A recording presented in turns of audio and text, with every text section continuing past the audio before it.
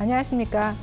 편견 없는 채용, 블라인드 채용에 대해서 설명드릴 한국산업인력공단 NCS 센터의 김진실입니다.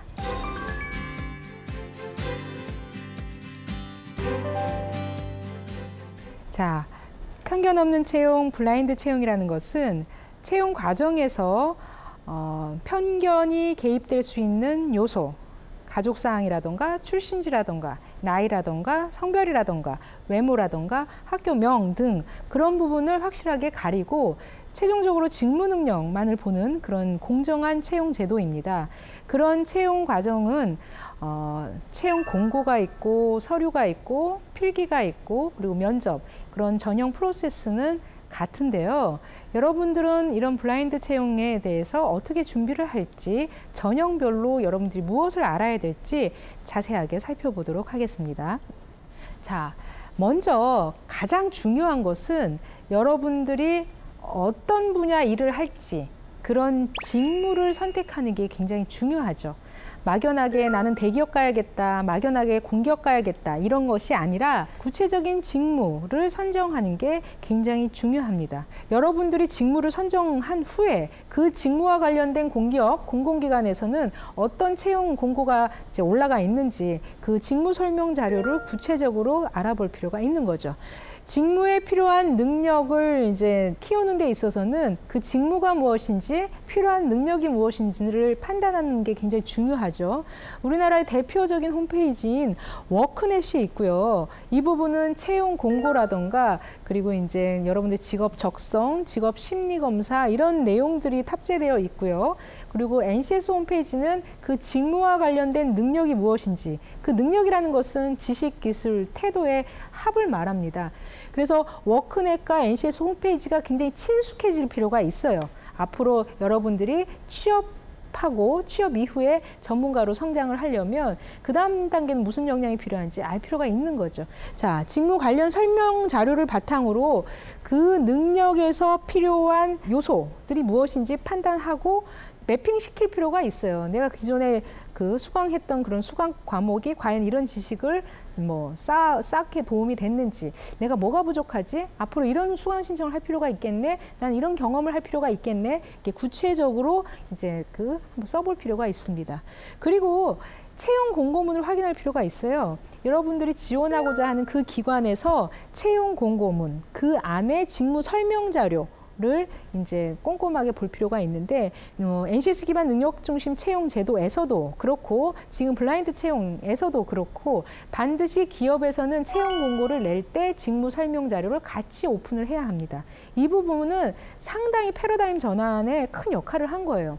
무슨 말이냐면 우리나라가 대학 수학능력시험 그리고 사람 스펙 중심의 평가, 채용제도 이런 것 때문에 아이들이 꿈과 끼에 따라서 자신의 진로를 선택하고 무슨 일을 해야 될지 이런 생각을 못하게끔 만들었다는 거죠. 그냥 무분별하게라도 달달달달 외우고 공부를 해서 성적을 잘 내는 게 더 오히려 도움이 됐다는 거예요. 그래서 기존에는 채용 공고를 낼 때 구체적으로 무슨 일을 할지를 알려주지 않았습니다. 그러니까 취준생들은 그냥 어떻게든 많은 스펙을 쌓으면 좋겠지라고 했죠. 앞으로는 절대 그렇게 안 하고요. 명확하게 당신이 지원자가 들어와서 할 일은 이런 겁니다.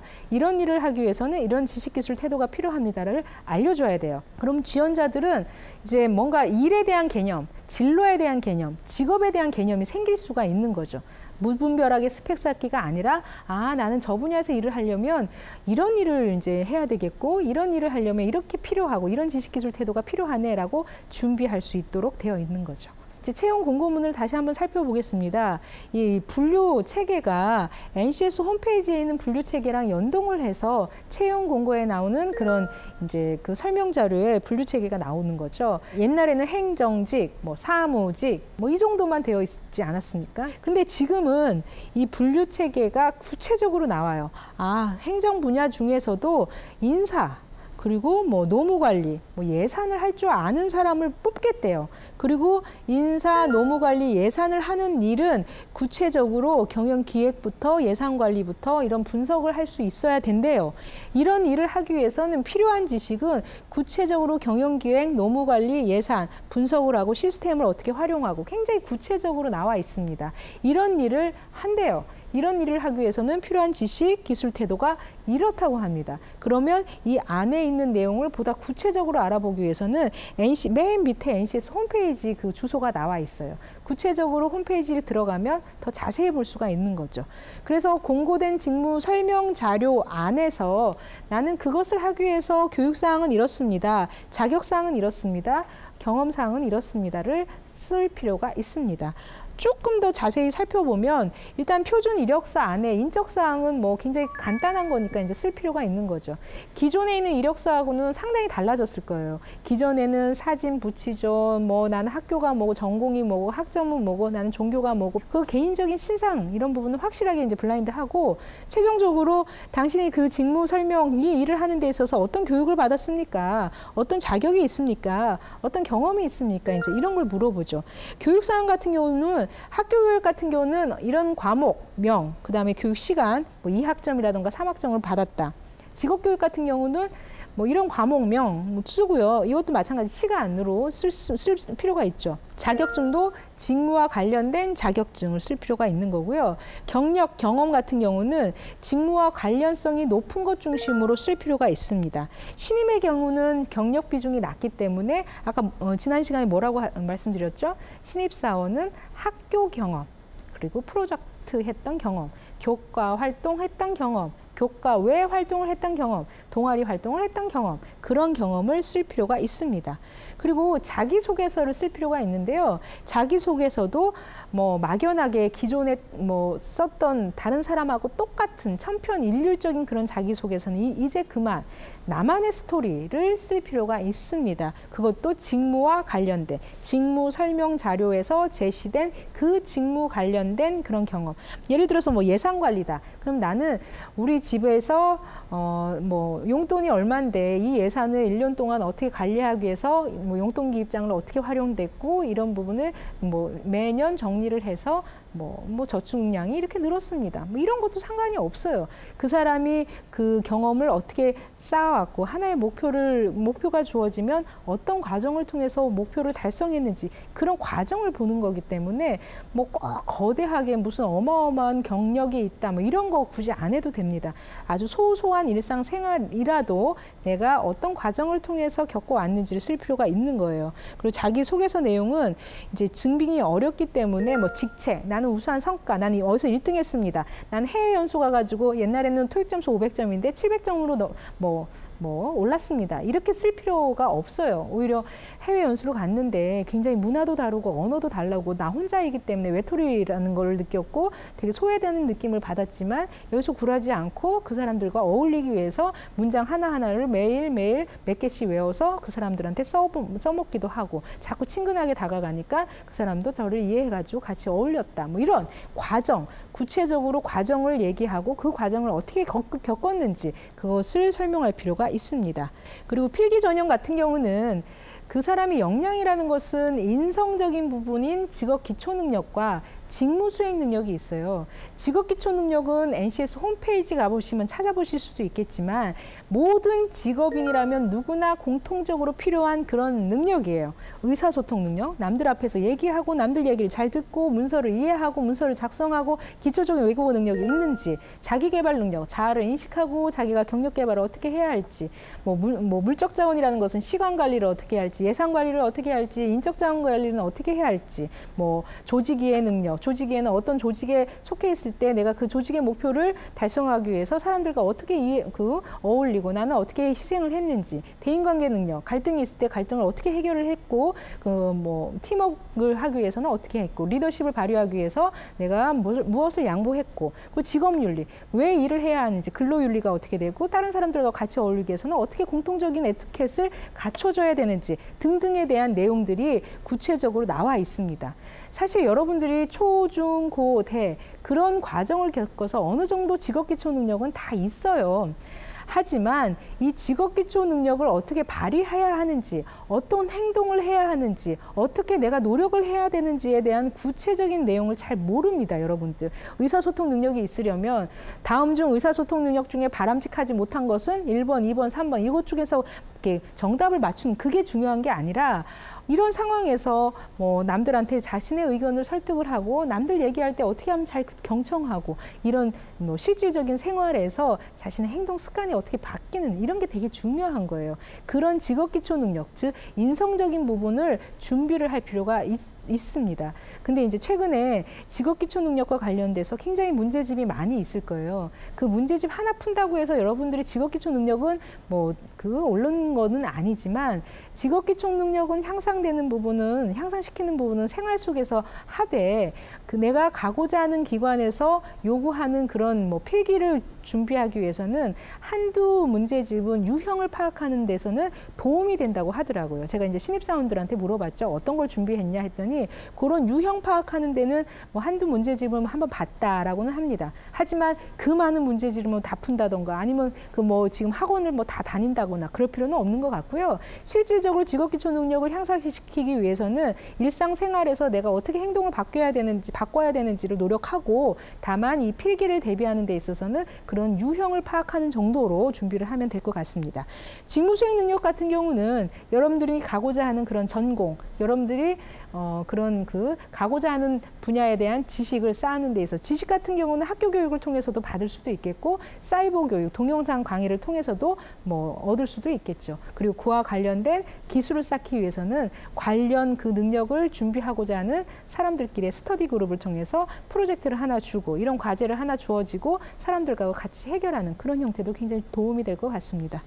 면접은요, 경험 면접이 있고 상황 면접이 있고 뭐 발표 면접이 있고 토론 면접, 그리고 뭐 엊그제 언론에서는 VR 체험이라고 해서 실제 가상 체험을 해서 실제 이 문제를 해결하는 이런 부분도 본다고 하더라고요. 블라인드 채용에서는 사실은 면접 기법이 다양화되고 보다 고도화되고 굉장히 이제 보다 철저해지는 것은 맞습니다. 그래서 어떤 경험을 했는지 묻는 경험 면접이 있고요. 어느 상황을 주어지고 상황에서 어떻게 대처하는지를 묻는 상황 면접이 있고 발표를 시켜서 프레젠테이션 능력을 보는 그런 발표 면접도 있고요. 토론 면접, 토론 주제를 주어서 사람들과 디베이트하는 뭐 찬반 토론도 있을 수 있고 다양한 방법이 있겠죠. 그런 형태의 면접 기법이 있습니다. 근데 이제 어떤 사람은 그래요.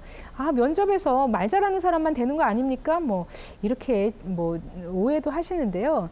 말 잘한다고 되는 게 아니라 그 사람이 경험이 어느 정도 있는지 보다 그 평가 준 거, 평가하는 요소에 얼마큼 부합하는지를 보는 거기 때문에 막연하게 뭐 말 잘하는 사람이 된다라고 오해하실 필요는 없으세요. 보다 철저한 채용 기준, 그 채점 기준이 있고요. 평가 요소는 미리 준비하고 면접관 교육도 굉장히 더 철저해집니다. 그리고 면접관들이 함부로 물어볼 수 없게끔 아무거나 물어볼 수 없게끔 굉장히 채점 기준도 명확히 되어 있기 때문에 그런 오해는 안 하시는 게 좋을 것 같습니다.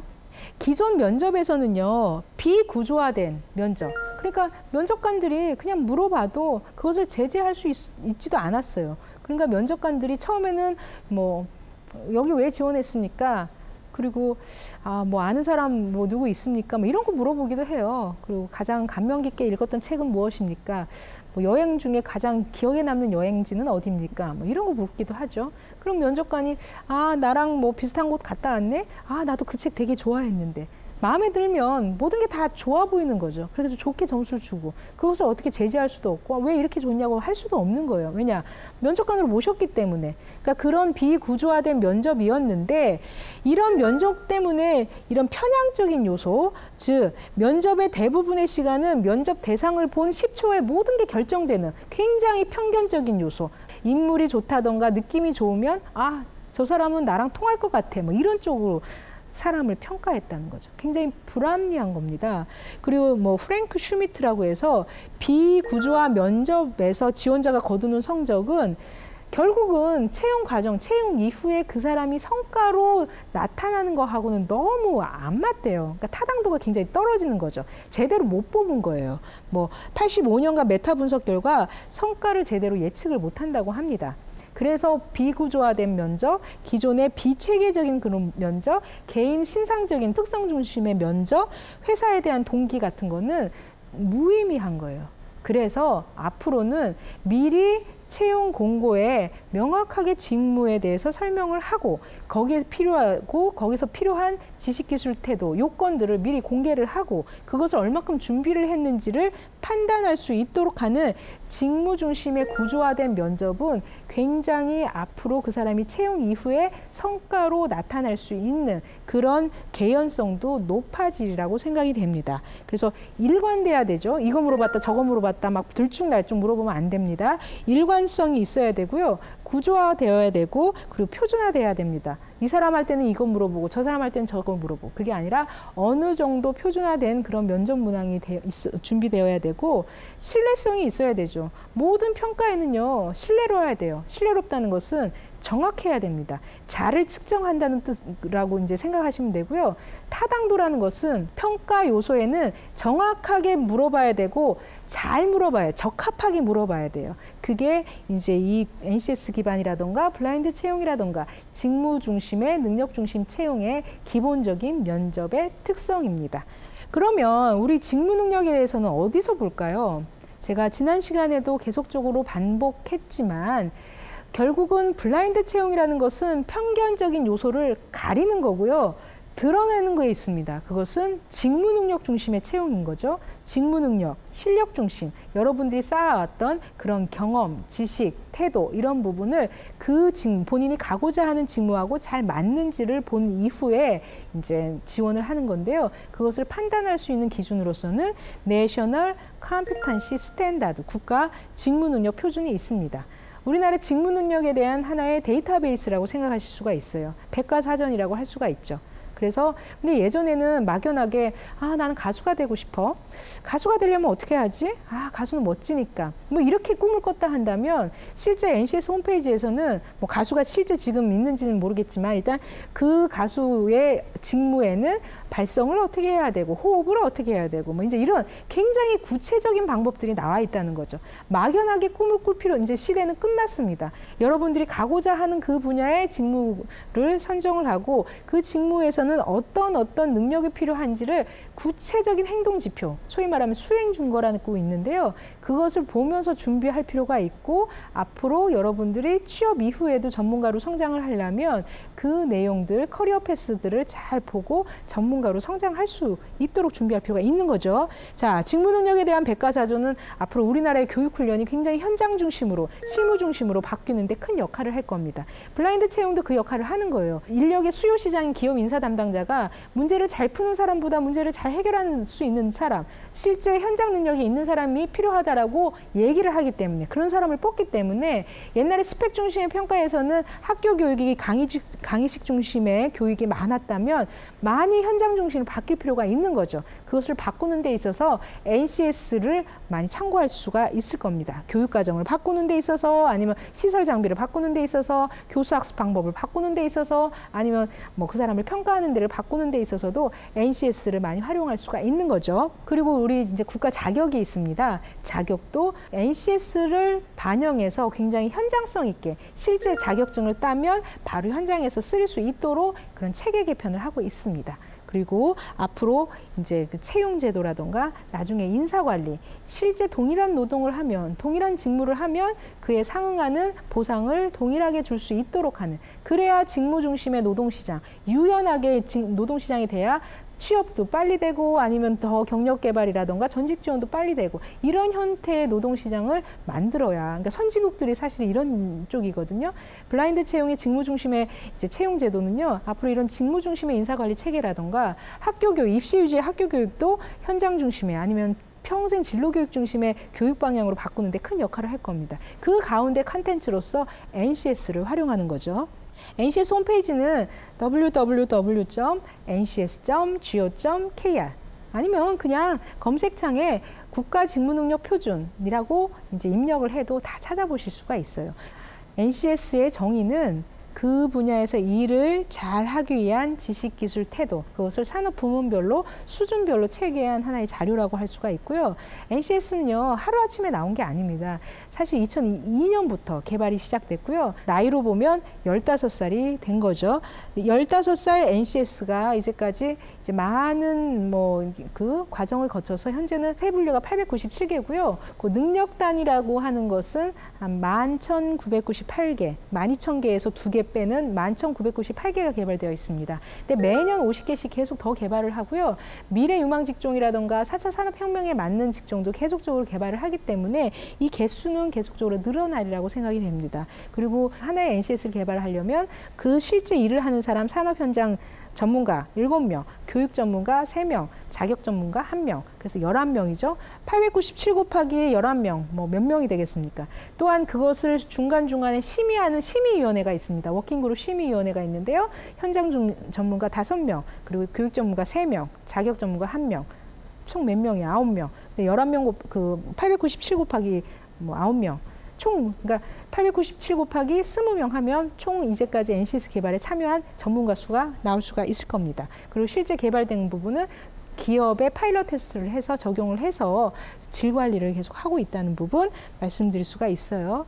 그리고 이제 NCS 홈페이지 보시면 크게 24개 분류가 있습니다. 내가 사업 관리를 할지, 경영 회계를 할지, 교육을 할지, 법률을 할지, 보건을 할지, 사회복지를 할지, 문화예술 디자인 일을 할지, 아니면 최종적으로 농림어업 쪽에서 일을 할지, 실제 내가 어느 분야, 막연하게 대기업 가야겠다, 막연하게 공기업 가야겠다가 아니라 총 24개 분야에서 내가 가고자 하는 직무를 선택할 수가 있는 거죠. 나는 교육을 할 거야. 그중에서 HRD를 할 거야. 그중에서 평생교육을 할 거야. 아니면 나는 금융 쪽을 할 거야. 아니면 회계 쪽을 할 거야. 예산 쪽으로 할 거야. 자산 쪽을 할 거야. 이런 쪽으로 실질적인 직무에 대한 내용이 나와 있어요. 그리고 그 직무에서 필요한 그 능력들은 무엇이 있는지 나와 있고, 그 능력을 갖추기 위해서는 어떤 행동을 해야 되는지에 대한 수행 준거도 나와 있고요. 그 행동을 하는 데 있어서 어떤 지식기술 태도가 필요한지 지식기술 태도도 구체적으로 나와 있습니다.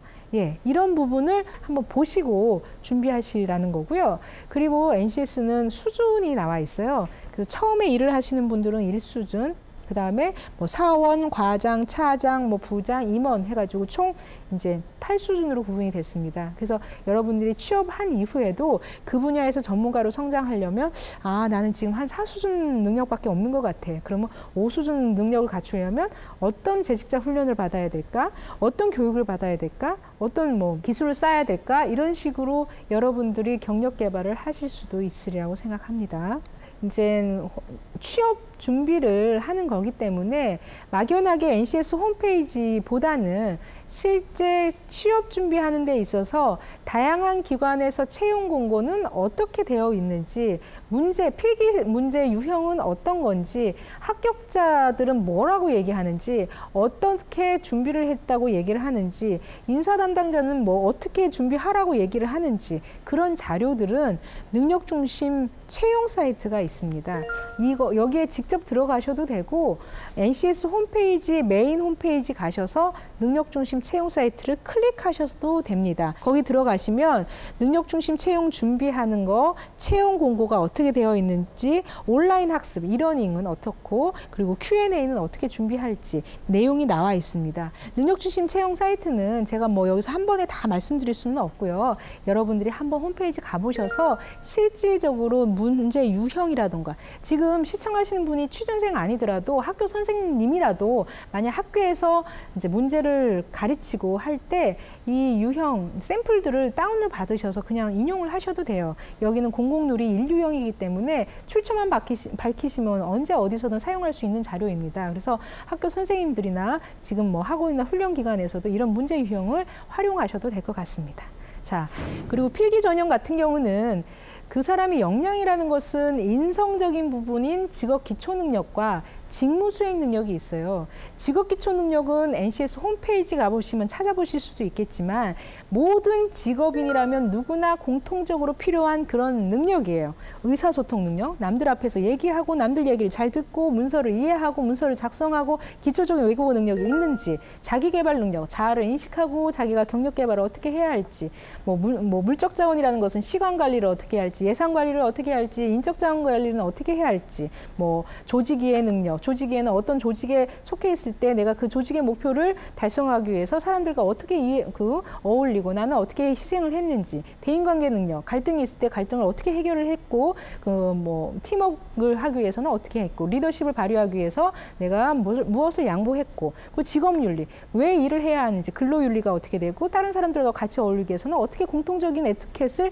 갖춰줘야 되는지 등등에 대한 내용들이 구체적으로 나와 있습니다. 직무수행 능력 같은 경우는 여러분들이 가고자 하는 그런 전공, 여러분들이 가고자 하는 분야에 대한 지식을 쌓는 데 있어서, 지식 같은 경우는 학교 교육을 통해서도 받을 수도 있겠고, 사이버 교육, 동영상 강의를 통해서도 얻을 수도 있겠죠. 그리고 그와 관련된 기술을 쌓기 위해서는 관련 그 능력을 준비하고자 하는 사람들끼리의 스터디 그룹을 통해서 프로젝트를 하나 주고, 이런 과제를 하나 주어지고 사람들과 같이 해결하는 그런 형태도 굉장히 도움이 될 것 같습니다.